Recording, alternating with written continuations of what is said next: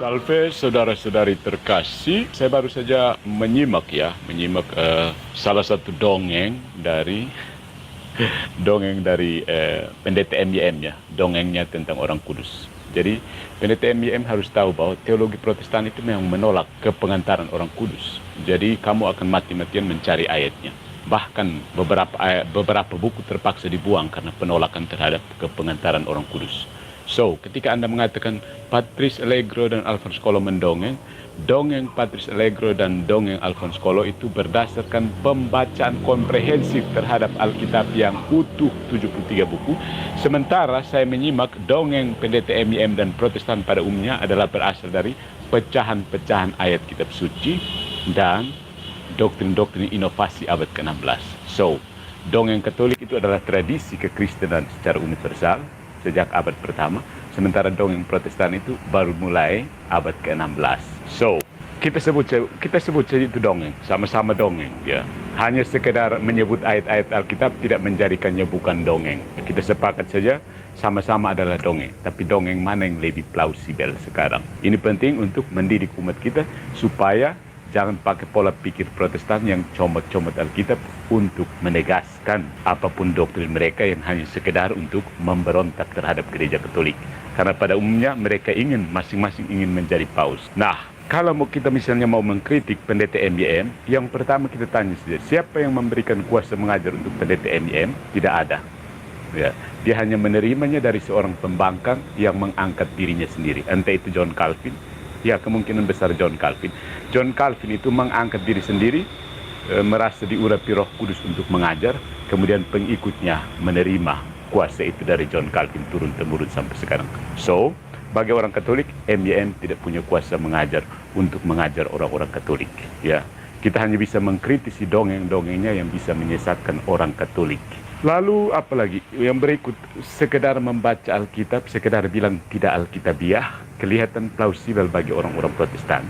Tapi pertanyaan orang Katolik biasanya, Alkitab menurut tafsiran siapakah yang harus diterima? Ketika ada Erastus dan MYM bersitegang tentang perbedaan suatu ayat, siapakah yang harus diikuti? Kasihan sekali teman-teman kita yang Protestan desperately looking for the truth, karena tidak ada otoritas yang mengikat. Karena Alkitab bisa ditafsirkan sebanyak kepala yang membaca. Good job Protestantisme. Tetapi pada kesempatan ini, ketika dia menyebutkan tentang dongeng Katolik tentang orang kudus, mari kita bahas dongeng sejati yang berasal dari Tuhan kita Yesus Kristus tentang orang kudus. Nah, mari kita lihat apa sih keberatan orang Protestan terhadap doa kepada orang kudus. Keberatan orang Protestan terhadap orang kudus, terutama keberatan dari MYM. Ketika membaca iman Katolik, ya seperti cara baca Protestan biasanya konteksnya adalah tetap konteks Protestan, meskipun yang dibaca adalah teksnya Katolik, ya kan? Karena orang Katolik yang baca situs iman Katolik seperti yang dibuka oleh pendeta MYM, itu pun dibuat untuk orang Katolik yang sudah paham katekismus gereja Katolik.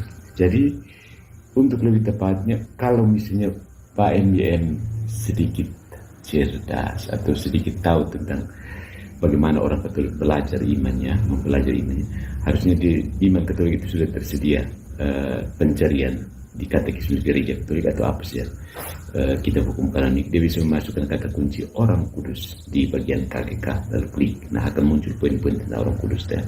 Nah, keberatan Protestan adalah Alkitab menyebut kita semua orang yang ada di bumi ini sebagai orang-orang kudus. Nah, itu kata Alkitab, ya jelas. Jadi mengapa kita memperlakukan mereka yang ada di surga terlalu berlebihan? Itu pertanyaan Protestan, ya. Jadi bagi umat Protestan, kepercayaan kita Katolik akan persekutuan orang kudus itu bisa menjadi sumber perdebatan dalam berbagai hal. Misalnya kemampuan para kudus untuk mendengarkan doa-doa kita, kuasa mereka untuk menjadi perantara bagi kita di hadapan Allah, dan devosi yang kita lakukan untuk menghormati mereka. Ya, mungkin pertanyaan yang paling mendasar bagi mereka adalah mengapa kita memilih orang-orang kudus di surga. Banyak orang Protestan mengatakan bahwa tidak ada yang benar-benar istimewa dari mereka karena Alkitab mengatakan bahwa semua orang Kristen adalah orang-orang kudus. Tunggu dulu, baca secara cermat, ya, bukan karena menemukan ayat yang sudah bertepatan dengan opini kamu terus mengabaikan ayat-ayat lain. Itu berbahaya. Itu cara baca pick and choose and pick, cherry picking namanya. Jadi misalnya dalam 1 Kolose bab 1 ayat 1-2, Santo Paulus berkata demikian. Dari Paulus, Rasul Kristus Yesus atas kehendak Allah, dan Timotius saudara kita, kepada saudara-saudara yang kudus dan yang percaya dalam Kristus di Kolose, anugerah dan damai sejahtera dari Allah Bapa kita menyertai kamu. TB2 ini ya. Hal ini kelihatannya cukup meyakinkan ya. Mengapa umat Katolik hanya menyebut orang-orang kudus yang dikanonisasi di surga sebagai orang-orang kudus, sementara Paulus tampaknya menyebut orang-orang Kristen di Kolose dengan sebutan itu. Wahyu bab 5 ayat 8 menambahkan demikian. Ketika ia, anak domba Yesus Kristus, mengambil gulungan kitab itu, sujudlah keempat makhluk dan ke-24 tua-tua itu di hadapan anak domba itu, masing-masing memegang 1 kecapi dan 1 cawan emas penuh dengan dupa. Itulah orang-orang kudus. TB2. Di sini kita memiliki 24 tua-tua yang mewakili umat Allah dari perjanjian lama dan perjanjian baru. 12 bapa bangsa ditambah 12 rasul berjumlah 24 tua-tua yang menerima dan menyampaikan doa orang-orang kudus yang naik dari bumi sebagai dupa. Dengan demikian, kita memiliki orang-orang Kristen di bagian tabir ini yang disebut sebagai orang-orang kudus. Nah, beberapa umat Katolik akan berpendapat bahwa istilah orang-orang kudus digunakan dalam arti sebuah harapan. Paulus menghendaki jemaat di Kolose untuk menjadi orang-orang kudus, sehingga ia menyebut mereka sesuai dengan panggilan utama mereka dan bukan keadaan mereka saat ini. Ya, tapi alasan ini tidak cukup kuat untuk menafsir seperti ini. Tafsiran ini tidak cocok tampaknya untuk naskah manapun, terutama Wahyu 5 bab 8 ayat 8 ya. Nah, yang lebih penting lagi, hal itu tampaknya memang tidak sesuai dengan ajaran gereja kalau tafsiran demikian. Jadi, sebenarnya apa alasannya? Ketika Kolose 1 dan Wahyu 5 mengatakan tentang orang-orang kudus, tampaknya jelas bahwa keduanya menunjuk kepada orang-orang Kristen yang saat ini. Setidaknya dalam beberapa hal, orang-orang Kristen ini seperti yang dikatakan oleh pemazmur sedang berjalan dalam lembah kegelaman. Tetapi banyak di antara orang-orang non-Katolik terkejut ketika mengetahui, ya, PDTM kan tidak tahu kan, kelihatan dia tidak tahu. Ketika kita mengatakan kepada mereka bahwa Gereja Katolik mengakui bahwa semua orang yang dibaptis dapat disebut sebagai orang-orang kudus, ya, semua orang yang dibaptis itu adalah anggota gereja. Ya. Jadi bagaimana? Dalam persekutuan, kata katekismus Gereja Katolik, dalam persekutuan para kudus di antara para beriman, apakah mereka telah ada di dalam tanah air surgawi atau masih menyilih di tempat penyucian atau masih bersiaran di dunia, benar-benar terdapat satu ikatan cinta yang tetap dan satu pertukaran kekayaan yang berlimpah. Dalam pertukaran yang mengagumkan ini, kekudusan seseorang dapat berguna untuk orang lain. Nah, ini bedanya di situ. Dapat berguna untuk orang lain karena ini komunio sanctorum, persekutuan orang kudus, ya.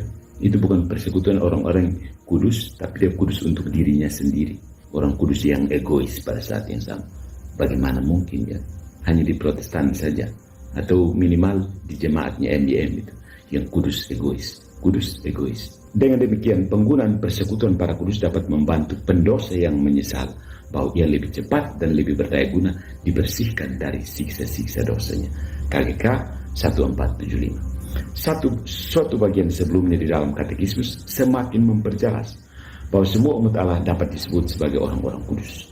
Ya, ingat ya, terutama pendeta MYM, ini bukan dongeng. Anda salah paham tentang ajaran Gereja Katolik. Stromen falasi. Sesudah pengakuan akan Gereja Katolik yang kudus, menyusul dalam syahadat persekutuan para kudus. Artikel iman ini dalam arti tertentu adalah pengembangan dari yang terdahulu. Apa itu gereja? Kalau bukan perhimpunan semua orang kudus. Persekutuan para kudus itu adalah gereja. Ungkapan persekutuan para kudus dengan demikian mempunyai dua arti yang berhubungan erat satu dengan yang lain. Persekutuan dalam hal-hal kudus, sancta bahasa Latinnya, dan persekutuan antara orang-orang kudus, itu namanya sancti. Jadi persekutuan dalam hal-hal kudus, sancta, dan persekutuan antara orang-orang kudus, sancti. KGK 946 sampai 948. Ini bedanya. Orang Katolik baca dengan cerdas dan cermat. Orang Protestan asal ketemu ayat untuk mendukung opini. Dari kata sancti atau yang kudus, kita mendapatkan kata saints. Dalam bahasa Inggris artinya orang-orang kudus. Nah, katekismus melanjutkan demikian. Ini untuk orang Katolik ya, orang Protestan yang sudah bosan berhenti. Bidengar MBM. Ya. Sancta Sanctis, artinya yang kudus bagi orang-orang kudus. Demikian Selebrant menyerukan dalam kebanyakan liturgi gereja timur apabila ia mengangkat rupa-rupa kudus sebelum pembagian komuni. Umat beriman, sancti, diberi makan tubuh dan darah Kristus, sancta, supaya tumbuh dalam persekutuan koinonia, Roh Kudus, dan melanjutkannya ke dunia. Karena gereja mengajarkan bahwa umat beriman di dunia ini dapat disebut sebagai orang kudus, mengapa umat Katolik menggunakan istilah ini untuk merujuk kepada sekelompok orang istimewa yang berada di surga dan telah dikanonisasi? Santo Paulus adalah jawaban terbaik untuk pertanyaan ini. Dalam Kolose bab 1 ayat 1 sampai 2, sebagaimana yang telah kita lihat tadi, Paulus secara definitif menyebut semua orang beriman di Kolose sebagai saudara-saudara atau orang-orang kudus. Bahasa Yunani hagioi sebanding dengan sancti dalam bahasa Latin yang berarti disucikan, dipisahkan atau kudus. Dari sudut pandang Katolik, tentu saja Paulus merujuk kepada orang-orang Kristen ini dan dengan kiasan semua orang Kristen. Dengan cara ini karena dipisahkan dan dikuduskan adalah hal yang dicapai oleh baptisan dalam kehidupan setiap orang Kristen. Kita telah dibaptis dalam Kristus Yesus, Roma bab 6 ayat 3. Yang adalah sumber dari segala kekudusan. Namun, inilah masalahnya. Gereja Katolik juga mengakui apa yang dikatakan dalam Kolose bab 1 ayat 12. Ya. Mengucap syukur dengan sukacita kepada Bapa yang melayakkan kamu untuk mendapat bagian dalam apa yang ditentukan untuk orang-orang kudus di dalam terang. TP2 ya. Kata Yunani untuk ambil bagian dalam ayat ini adalah merida, yang berarti untuk ikut ambil bagian atau suatu bagian. Menurut Paulus, orang-orang kudus di bumi memiliki sebagian dari apa yang dimiliki oleh orang-orang kudus di surga secara penuh. Oleh karena itu, sudah sepantasnya jika gereja Katolik memberikan gelar orang kudus kepada mereka yang telah dinyatakan sudah berada di surga. Hanya mereka, orang-orang kudus di surga, yang memiliki kekudusan dalam kepenuhannya. Mereka sudah mencapai tujuan yang kita harapkan sebagai orang-orang kudus di bumi dan sedang berjuang untuk mencapainya, yaitu orang-orang kudus berdasarkan rahmat yang Allah berikan kepada kita untuk perjalanan ini. Nah, Pak Pendeta yang terhormat, ketika gereja Protestan tidak bisa mengkanonisasi orang kudus, jangan salahkan orang Katolik. Anda terlempar dari otoritas gereja. Maka memang tidak berhak untuk mengkanonisasi orang kudus. Mengkanonisasi kitab juga, kamu tinggal ambil saja yang sudah ada. Jadi tinggal terima saja. Santo Agustinus kamu pakai, bukan? Dia itu orang kudus. Santo Hieronymus juga kalian pakai, bukan? Dia itu orang kudus. Bunda Maria, dia itu orang kudus. Pendeta MBM juga orang kudus. Bedanya MBM dengan Bunda Maria adalah, atau benda MBM dan Santo Agustinus adalah, Santo Agustinus kekudusannya sudah sempurna dan tidak berubah lagi. MBM bisa jatuh bangun, jatuh bangun, jatuh bangun. Atau MBM juga percaya oses. I don't know, please tell me.